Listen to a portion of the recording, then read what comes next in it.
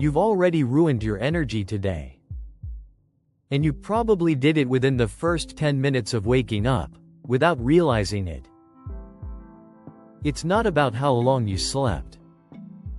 It's not about caffeine. It's about what your body is going through the moment your alarm goes off, and what most people do that works directly against it.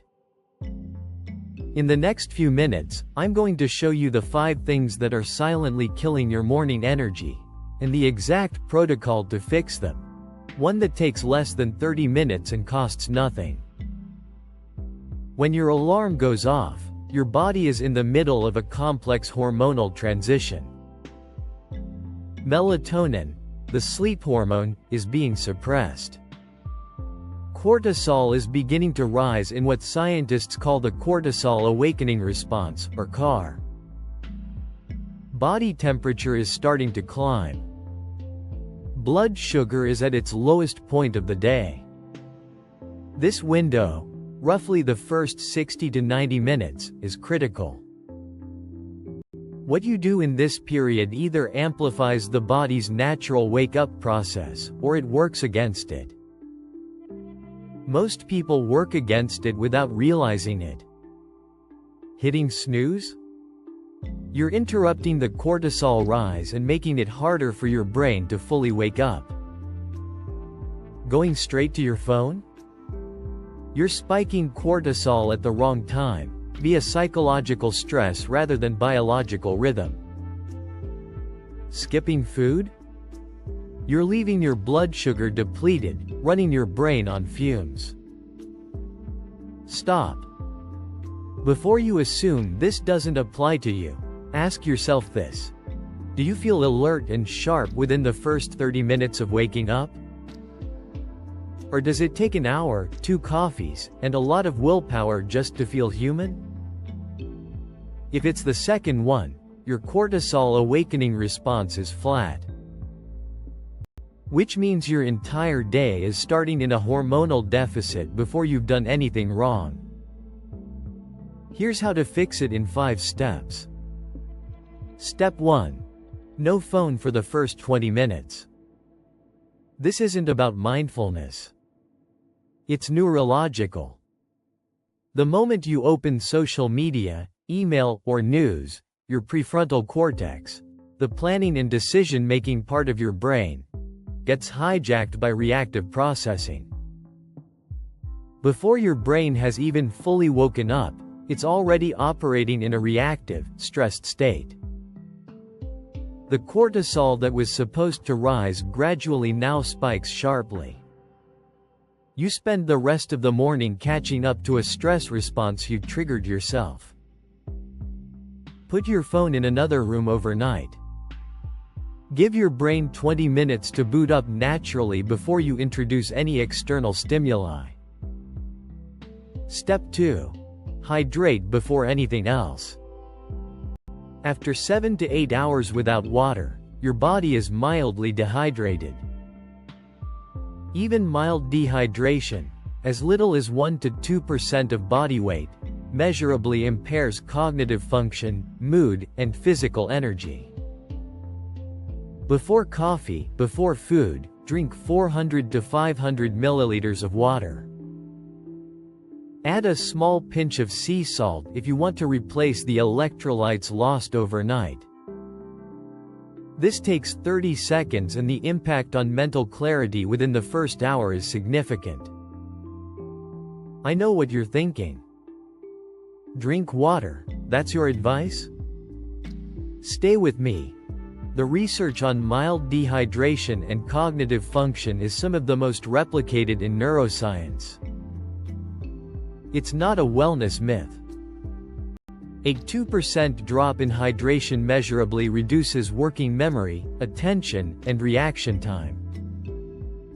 Most people spend their entire morning running on that deficit without realizing it, and blaming it on not enough sleep, not enough coffee, or just being not a morning person. You're not a morning person. You're dehydrated. Step 3 is where it gets interesting. Step 3. Get outside within 30 minutes of waking. Sunlight hitting your eyes, not through a window, but direct outdoor light, sends a signal to your suprachiasmatic nucleus, the brain's master clock. This triggers your cortisol awakening response to peak correctly, which means it will fall correctly at night, letting melatonin rise on schedule. 10 minutes outside. No sunglasses needed. Just don't look directly at the sun. This single habit corrects your sleep-wake cycle faster than any supplement. Step 4. Move your body for 10 minutes, but keep it low intensity. Not a workout. Not a run. Just movement. A walk, light stretching, or simple bodyweight exercises done at a low to moderate intensity increases blood flow, raises core body temperature, and elevates dopamine and serotonin, the neurotransmitters responsible for motivation and mood. Here's the counterintuitive part that almost nobody talks about. The people who train hard first thing in the morning, the 6 a.m. gym crowd, are often making their energy worse, not better. High-intensity training spikes cortisol at a time when it's already rising. For people under chronic stress, this creates a cortisol overload in the first 2 hours of the day that tanks mood and focus by mid-morning. The goal in the morning is not to push your body. It's to wake it up gently and set it up to perform. Save the hard effort for later. Step 5, and this one matters more than people realize. Step 5. Eat protein within the first 60 minutes. Your blood sugar is at its lowest point of the day when you wake up. Skipping breakfast or replacing it with coffee only extends this deficit, and caffeine without food raises cortisol further while keeping blood sugar unstable. A protein-first breakfast, eggs, Greek yogurt, cottage cheese, a protein shake, stabilizes blood sugar, provides the amino acids your brain needs to produce dopamine and serotonin, and sets up your energy levels for the next 4 hours. You can still have your coffee. Just eat first, or alongside it. Now, what to drop?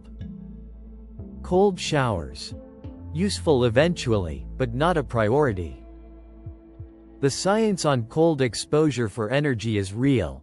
It temporarily boosts norepinephrine and dopamine, but the effect is short-lived and the compliance cost is high. Don't put this in your routine on day 1. Journaling and meditation. Genuinely valuable for stress regulation and mental clarity, but they belong to a later phase once the biological foundations are in place. Build the physiological routine first. Waking up at 5 a.m.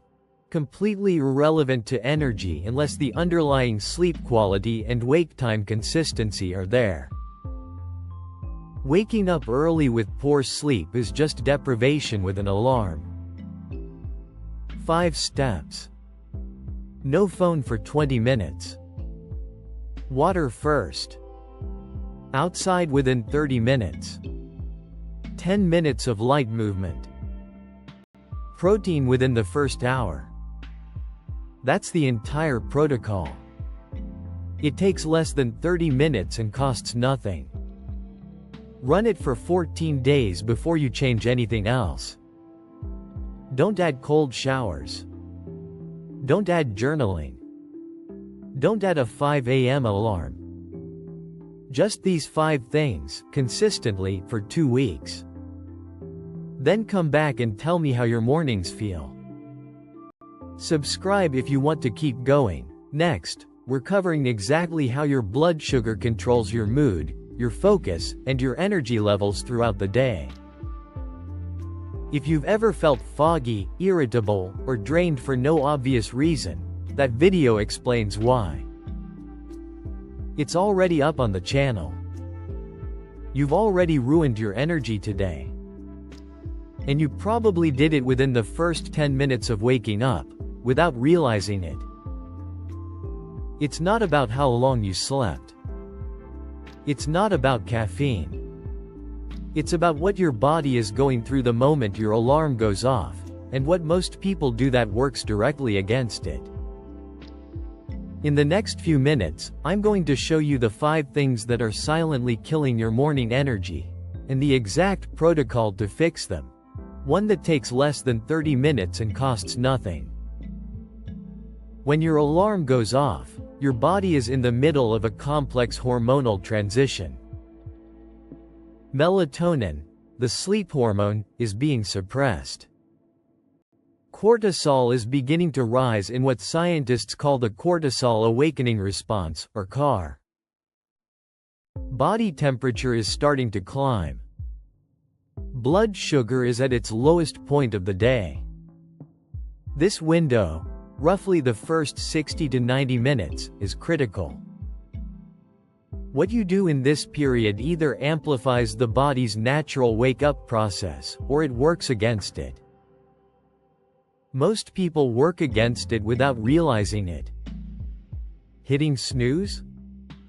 You're interrupting the cortisol rise and making it harder for your brain to fully wake up. Going straight to your phone? You're spiking cortisol at the wrong time, via psychological stress rather than biological rhythm. Skipping food? You're leaving your blood sugar depleted, running your brain on fumes. Stop.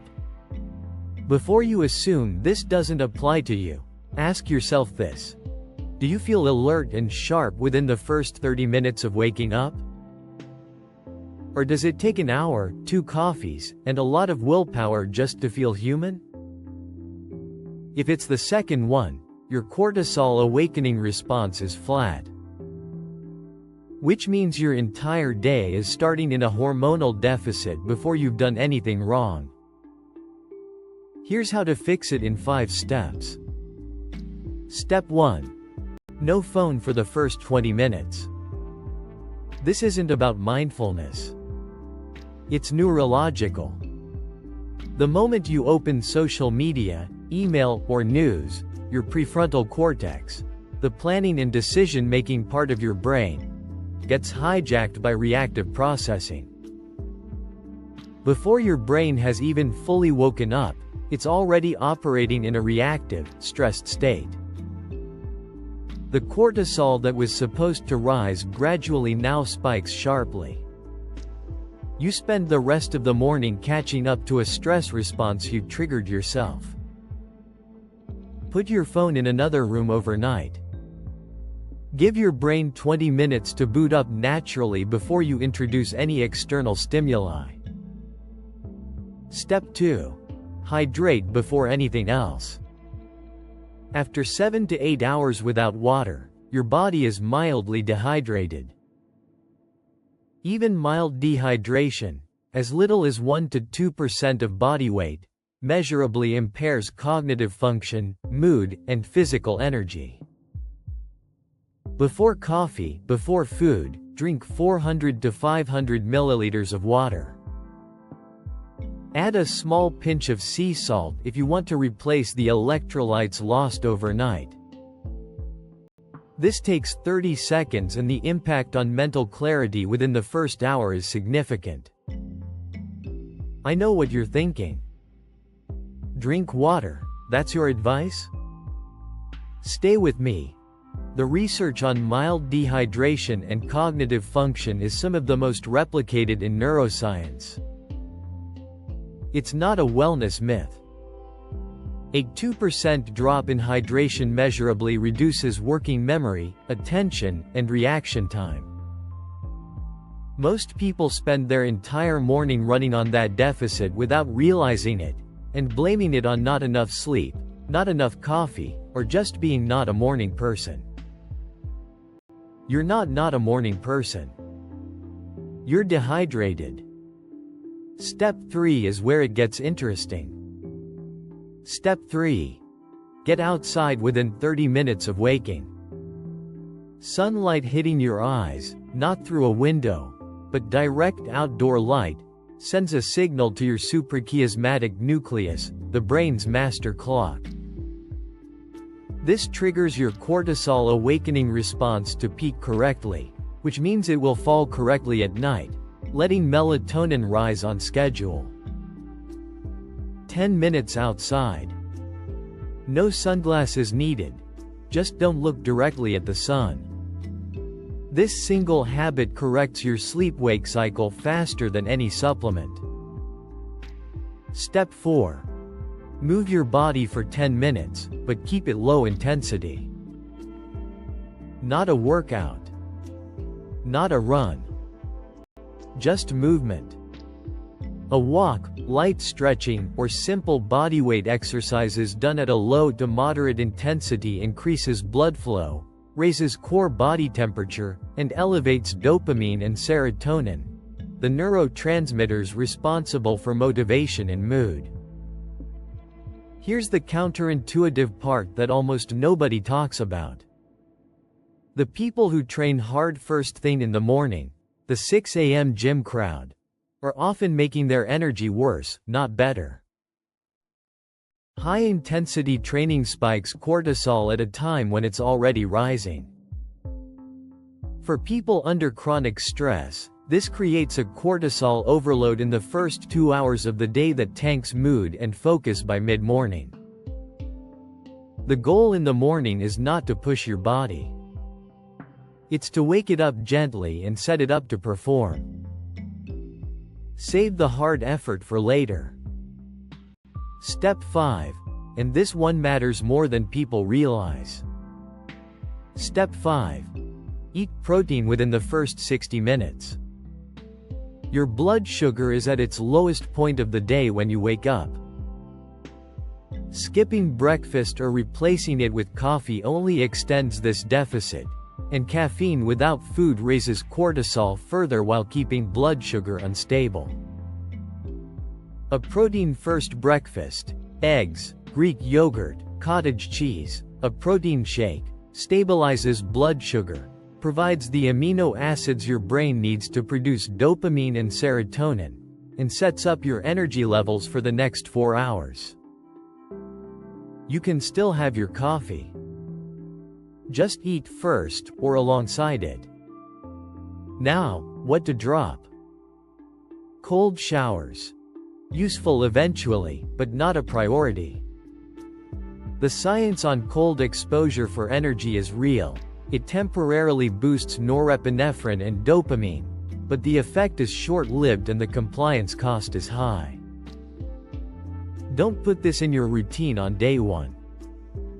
Journaling and meditation. Genuinely valuable for stress regulation and mental clarity, but they belong to a later phase once the biological foundations are in place.